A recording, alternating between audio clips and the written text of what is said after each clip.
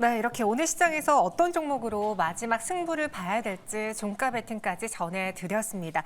상대적으로 그 안에서 반도체, 특히 대형주들은 좀 살아남고 있고 저PBR주의 반등 나오고 있긴 한데 대다수의 종목들이 파란불이 들어와 있는 현재장 어떻게 매도해야 될지 더 들고 가야 될지 두 분과 함께 정리해 보도록 하죠. 박병주 매니저, 백인현 매니저 나왔습니다. 어서 오세요. 네, 반갑습니다. 네, 안녕하십니까. 오늘 저희 투자자분들이 월요일부터 좀 힘이 빠지는 시장인데요. 과연 두 분은 어떻게 이 시장을 공략할 것인지 주제로 이야기 나눠보도록 하겠습니다. 첫 번째 주제부터 보시죠. 자동차주가 오늘장 그래도 살아남고 있습니다. 실적 발표 앞두고 강세를 기록하고 있는데 대표적으로 기아도 그렇고요. 현대차도 상승 보여주고 있어요. 백인현 매니저, 네. 오늘장 이 현대 기아차 그리고 자동차주들의 주가 흐름 어떻습니까? 네, 현대차랑 현대차랑 기아 같은 경우에는 최근까지 조정을 많이 보였다가 네. 오늘장에서 반등을 보이고 있는데 사실 이제 최근까지 빠졌던 이유에 대해서는 글로벌 자동차 판매량 같은 경우에는 좋은 모습을 보였지만 내수 판매량이 생각보다 부진하면서 계속해서 주가가 빠졌다라는 점이 포인트고요. 오늘장 같은 경우에는 현대차랑 기아가 증권사 리포트 1분기 실적이 잘 나올 거라는 전망이 나왔지만 전반적으로 저PBR 관련 종목들이랑 같이 움직였다라고 보시면 될 것 같습니다. KB금융이나 신한지주, 우리금융지주 같은 그동안에 이제 저PBR 관련 대장주 위주로 움직임이 좀 나오다 보니까 하락 종목이 워낙 많았지만 코스피 같은 경우에는 조금 코스닥 대비로는 상대적으로 강세를 보이기도 했고 현대차랑 기아 같은 경우에도 상대적으로 저PBR 관련 종목으로 올랐다라고 보는 게 맞을 것 같아요. 왜냐하면 최근까지 하락했던 내수 판매 부진 이슈가 해소되지 않았기 때문에 다만 이제 테슬라 같은 완전한 전기차 업체들보다는 상대적으로 주가가 견조하고 1분기 실적이 견조하다라고 평이 나오고 있는 거는 아무래도 100% 전기차 판매하는 것보다는 내연기관차도 판매하고 있고요. 최근에는 하이브리드 차량이 계속해서 판매량이 급증하고 있습니다. 특히 하이브리드 차량 판매량이 급증하고 있는 것은 전기차 판매량이 둔화되면서 상대적으로 하이브리드 차량이 많이 팔리고 있는 거거든요. 이건 국내뿐만 아니라 북미 지역, 유럽 지역, 그리고 중국 쪽에서 모두 공통사항이기 때문에 전반적으로 하이브리드 차량에 약간 수혜를 받을 수 있는 현대차 그룹이 오늘 상대적으로 좋았다라고 보고 있고 일단 전반적으로 오늘 강세장은 1분기 실적에 대한 기대감도 있겠지만 그것보다는 저PBR 관련 종목으로 같이 엮였다라고 보시면 될 것 같습니다. 실적에 대한 기대도 있지만 오늘장 저PBR주들의 반등 속에 이 네. 자동차주들이 기지개를 켰다라고 평가했습니다. 그럼 그중에서 이제 기아부터 한번 볼게요. 현재 주가는 3.5%가량의 오름세를 보여주면서 108,700원에서 움직이고 있습니다. 말씀하신 것처럼 최근에 주가가 많이 좀 밀렸어요. 고점 대비 내려와 있는 상황이고 이번에 CEO 이야기들, 인베스팅데이 이야기를 들어보니까 주주 친화 정책 판매 목표치 다소 실망스럽다라는 이야기도 많던데 오늘 시장에서는 그래도 매수로 화답하고 있거든요. 기아도 들고 가봐야 될까요? 네, 저는 이제 저PBR 관점에서 접근하신다라면 들고 가도 된다라고 보고 있어요. 우선 4월 10일 총선 이후에 본격적으로 저PBR 관련 종목들이 부각될 거라고 보고 있습니다. 5월 달에 저PBR 밸류 프로그램 관련해서 2차 세미나가 예정되어 있기 때문에 다음 달 예정되어 있는 2차 세미나 기대감 때문에 저PBR 관련 종목들 지금까지 충분히 조정을 받았기 때문에 접근을 하셔도 된다라고 보고 있고 그리고 지난번에 이제 저PBR 관련 종목들이 부각을 받을 때 고PBR 관련 종목들이 못 갈 때 저PBR 관련 종목들이 부각 받았거든요. 최근에 미국 기준금리가 6월 달 이후로 기준금리가 인하될 가능성이 높아졌다라고 이제 얘기가 나오고 있죠. 원래는 6월 달에 기준금리 인하 가능성이 거의 70%에 육박했지만 최근에는 50% 초반까지 낮아졌거든요. 기준금리 인하에 대한 기대감이 낮아질수록 고PBR 관련 종목들, 예를 들면 반도체랑 바이오 관련 종목들이 조정을 받을 가능성이 높은데 그때 다시 우리 투자자들이 투자 대안처로 볼 수 있는 게 바로 저PBR이라고 보시면 될 것 같습니다. 최근에 기관 수급도 조금씩 들어오고 있는 모습이니까 저PBR 관련 측면에서 접근하실 때는 아직까지 상승 룸이 남아있다라고 저는 보고 있습니다. 지금 시장에서 쏠림 현상이 좀 극화되고 있거든요. 그렇기 때문에 그간 시장을 좀 끌어올려줬던 반도체 단에서의 찰실현 매도 물량이 나올 수 있다. 그럼 그 수급은 다시 저PBR로 향할 수 있기 때문에 오늘은 자동차를 실적이라는 면보다는 저PBR로 나는 계속 들고 가겠다. 홀딩 의견 주셨고 또 리포트를 보니까 상대적으로 현재 기아보다는 현대차의 매력이 더 크다라는 이야기도 있던데 백인현 매니저도 동의하시는지요? 네, 지금 저는 계속해서 저PBR 관점에서 말씀을 드리자면 사실 저PBR 관련해서 현대차 그룹 중에서 이제 현대차가 상대적으로 기아보다 더 가파르게 올랐었거든요. 그런 측면에서 본다라면 현대차의 상승률이 좀 더 남아있다라고 보시면 되는데 전반적으로 뭐 현대차만 가고 기아가 안 가고 이런 시장은 열리지 않을 겁니다. 그래서 현대차랑 기아랑 같이 묶어서 보시면 될 것 같고 중요한 부분은 저 PBR 관련 종목들 전반적으로 여러분들이 포트에 담아두시고 그리고 관심 종목에 담아두시고 이들 종목 중에서 계속해서 추가적으로 수급이 유입된다라면 뭐 예를 들면 금융주라든지 이쪽으로 계속해서 수급이 유입된다라면 자동차 대장주도 같이 갈 가능성이 높다라고 저는 보고 있습니다. 현대차, 기아 같이 움직일 것이다. 두 종목 모두 다 현재 구간 매도할 타이밍 아니고요. 더 들고 가겠다라는 의견. 저PBR이라는 키워드를 주셨습니다. 그럼 같이 좀 볼만한 게 사실 현대차랑 기아가 잘 가게 되면은 자동차주에 대한 관심이 커질 수 있잖아요. 예전에 저희가 이 완성차단에서 움직이면은 부품주를 봤거든요. 근데 요즘 트렌드는 그게 아니라 하이브리드인 것 같아요. 시장에서 하이브리드 관련주를 그럼 지금 포트 안에 공격적으로 좀 담아봐도 될지요? 지금 사실 이제 하이브리드 관련 종목 같은 경우에는 제가 가장 탑픽으로 보고 있는 게 코리아 FT라는 종목인데요. 네네. 이 종목 같은 경우에는 제가 마감까지 이 방송에 출연해가지고 제가 2월 26일 날에 한번 추천을 하기도 했습니다.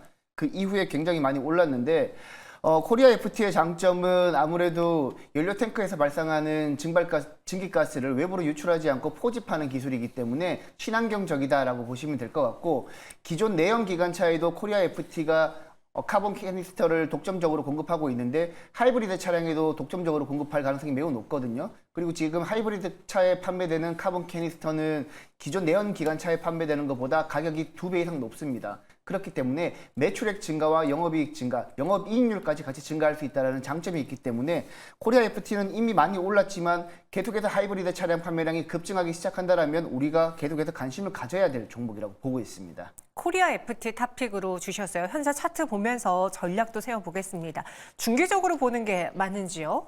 지금 코리아 FT 같은 경우에는 지금 5일선 타고 계속해서 이제 상승하고 있고 오늘 하락장에서도 전반적으로 2% 정도 하락이면은 꽤 잘 버티고 있다라고 보고 있고요.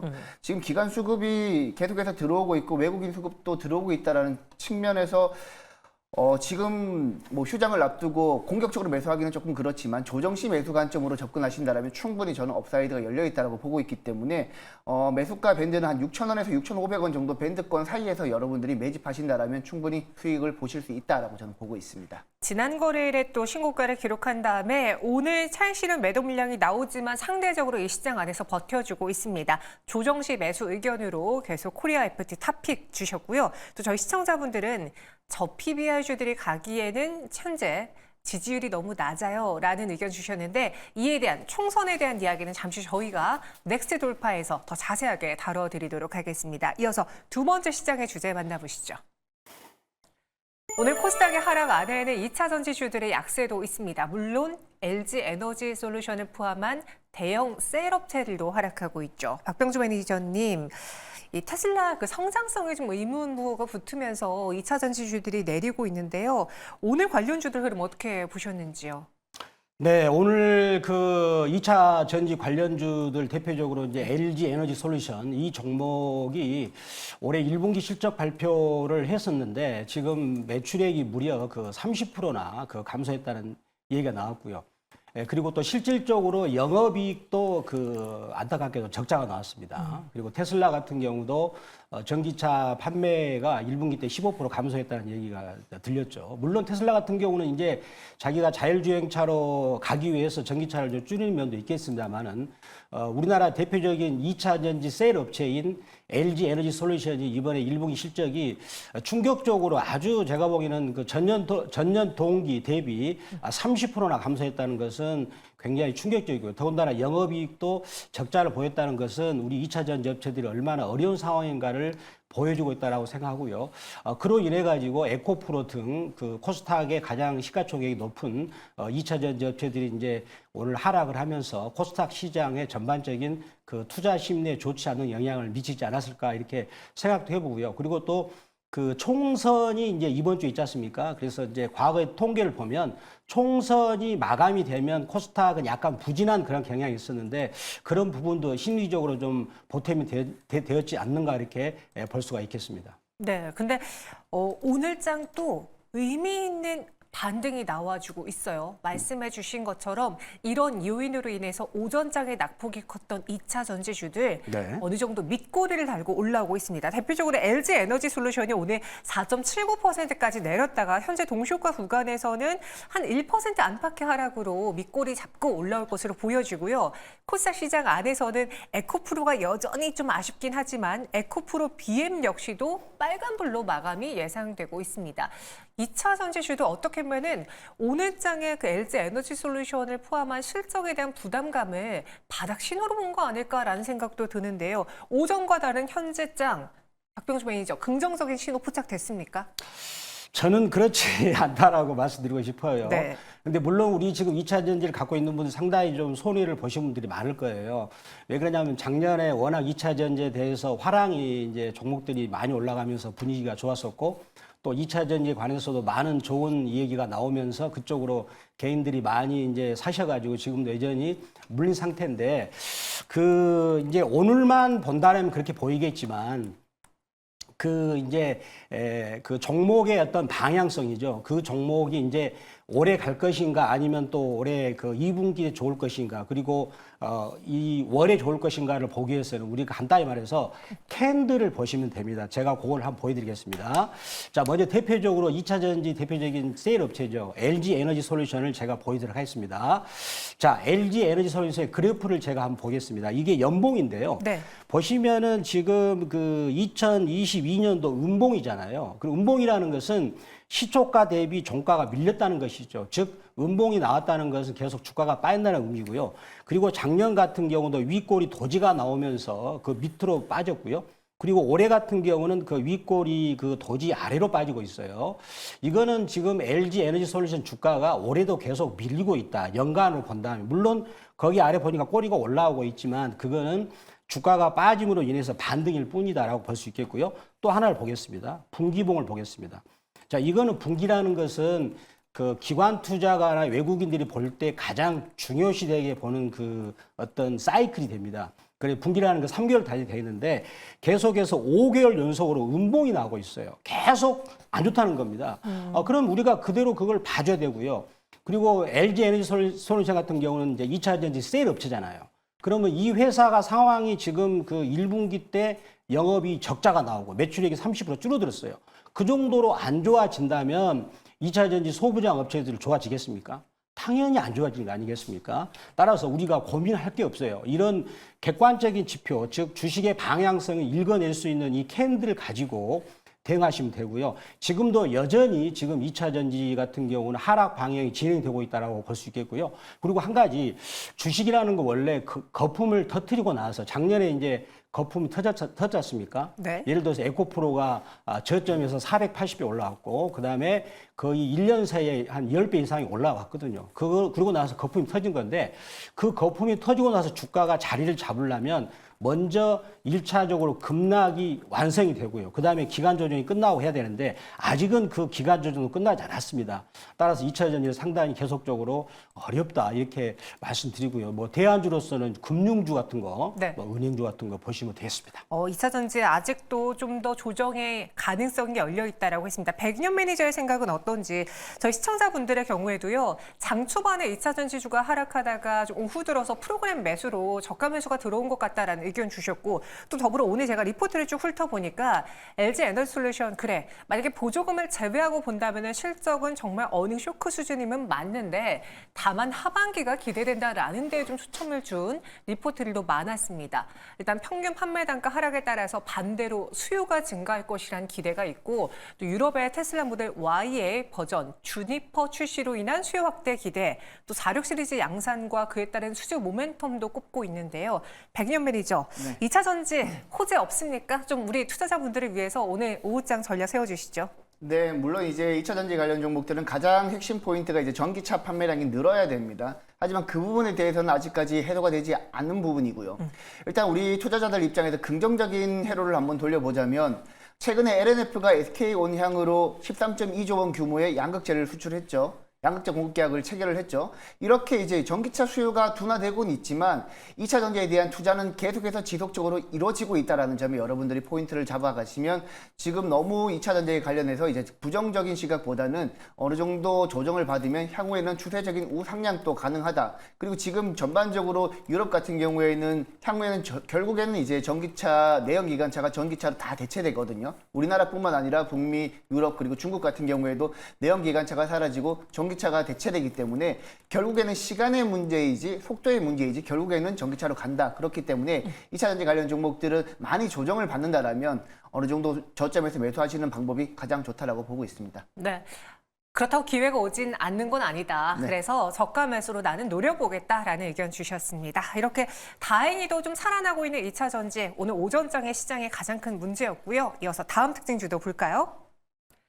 이번에는 흥하해운입니다. 홍해발 운임 상승 기대, 추가 상승도 가능할지 두 분의 의견은 매수와 보유로 나뉘어졌습니다. 백년 매니저, 흥하해운 보유하자라는 것. 두 분 모두 다 어떻게 보면 지금 팔 때는 아니다라고 들리는데요. 네, 맞습니다. 지금 흥하해운 같은 경우에는 이제 물론 이제 네. 그 중동발 이슈죠. 이란과 이스라엘이 직접적으로 이제 교전을 할 가능성이 높아짐에 따라서 국제 WTI 국제유가 거의 90달러에 육박했다라는 이슈가 나오면서 계속해서 상승하고 있는데 뭐 흥하해운뿐만 아니라 흥구석유 같은 전반적인 원유 관련 종목들이 상승하고 있다라고 보시면 되겠습니다. 하지만 90달러에 육박하고 이제 100달러에 이제 진입한다라고 봤을 때는 지금 당장에는 뭐 굳이 매도할 필요가 없고 보유해도 되겠지만 향후에는 뭐 경기 둔화가 갑자기 시작된다든지 이거는 단발적인 이슈 때문에 뭐 특정 기업의 모멘텀이 아니라 단발적인 이벤트 때문에 조정을 상승하고 있는 거기 때문에 과거 사례를 봤을 때 이들 테마 같은 경우에는 지속성을 보이기보다는 어느 정도 상승하게 될 경우에는 다시 한번 조정을 받는 경우가 많았기 때문에 지금 바닥에서 여러분들이 매수하셨다라면 그대로 보유하셔도 되겠지만 나중에 이스라엘 이란발 이슈가 소멸될 경우에는 다시 한번 재차 하락할 가능성이 높기 때문에 신규 매수는 자제하시고 뭐 신규 매수를 하시더라도 소량 정도만 여러분들이 매집을 하신다라면 무난하게 투자할 수 있지 않을까라고 보고 있습니다. 흥하해운 그래서 단기적으로 보유해보자라는 이야기 저희가 지난주에도 흥하해운과 흥구석유 다뤄드렸는데요. 모멘텀이 아직은 살아있어 보입니다. 정말 저희가 일일 트레이딩으로 볼만한 종목은 아닌 이슈이기 때문에 좀 더 들고 가보자라고 전략 세워주셨어요. 현재 동시효과 구간에서 코스피는 0.11%의 오름세를 2717.3포인트 보이고 있습니다. 삼성전자가 그래도 오늘장 좀 빨간불로 마감이 예상되고요. LG에너지솔루션 오전장에 시장 충격을 줬지만 밑골이 달았다라는 점에서 지수 부담 덜어주고 있습니다. 코스닥은 1.37% 여전히 내림세를 보이며 860.36포인트 보이고 있는데 시총 상위 종목 보시면 오늘 엔캠이 신고가를 또 한 번 기록한 후 변동성이 좀 크게 나타나고 있긴 합니다. 14%의 그 상승을 반납하는 모습이기도 했지만 그래도 현재 구간에 빨간불 유지하려고 합니다. 지금까지 마감 동시효과 함께 하셨고요. 정확한 종가는 지금부터 전해드리도록 하죠. 오늘 코스닥 시장 안에서도 한 1,200여 개 가까운 종목이 하락을 코스피 시장에서도 600여 개가 넘는 종목이 약세를. 그래서 저희 투자자분들은 시장 쏠림 현상이 너무 많다. 그리고 하락하는 종목이 많아서 수익 내기 어렵다라는 이야기를 하고 계시는데요. 백인현 매니저가 바라본 오늘장은 어땠을지 마감부터 정리해 주실까요? 네, 오늘 전반적으로 시장이 하락을 하고 있습니다. 아까 전에는 코스닥 종목이 하락 종목이 한 1250 종목까지 갔는데 어느 정도 반등에 나선 모습이고 제가 생각하는 오늘장 시장 하락 같은 경우에는 이번 주 수요일 날 저녁에 발표되는 미국 소비자 물가지수 발표를 앞두고 전반적으로 조정을 받고 있다라고 보시면 될 것 같아요.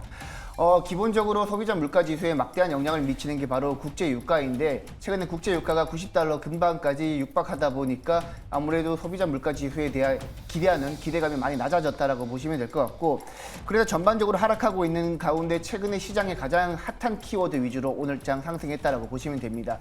예를 들면 전력 인프라 관련 종목들 오늘장 여전히 강세를 보였고요. HD 현대일렉트릭이나 LS 일렉트릭도 좋은 모습을 보였고 그리고 바이오 관련 종목들은 장 초반에 낙폭을 엄청 확대하다가 셀트리온 그룹주 위주로 오늘 장 후반부에 반등하는 모습을 보였고 그리고 전반적으로 조정을 보이고 있는 상태에서 전반적으로 조정을 보이고 있는 상태에서 특별하게 이제 상승하고 있는 종목은 없는 것 같습니다. 그래서 전반적으로 여러분들 투자하실 때도 지금은 전력 인프라 그리고 오늘 같은 경우에는 유리기판 관련 종목들도 상승세를 보였는데 유리기판 관련 종목들도 내일장 같은 경우에는 그 다음날 휴장을 앞두고 차익 매물이 나올 수 있기 때문에 오늘 같은 경우에는 유리기판 관련 종목들이 많이 올랐지만 내일장에는 여러분들이 차익 실현도 한번 고민을 해보셔야 된다라고 보시면 될 것 같고 그 외에 반도체 관련 종목들은 전반적으로 조정을 받았는데 개인적으로는 여러분들이 이제 투자 포인트 같은 경우에는 소비자 물가지수 앞두고 내일장까지 조정을 보일 겁니다. 하지만 보통 소비자 물가지수가 나쁘게 나오더라도 그 다음날 장에서는 보통 글로벌 증시가 반등에 나서는 경우가 많았기 때문에 내일장 같은 경우에는 장 초반은 약세로 보이게 진출하겠지만 장 후반부 들어서는 어느 정도 저가 매수세가 유입되면서 목요일 날 우리 증시 반등을 기대하는 저가 매수세가 나올 거라고 보고 있기 때문에 내일장 오후에 반도체 관련 종목들을 매수하는 전략도 여러분들이 한번 구사하시면 좋을 것 같습니다.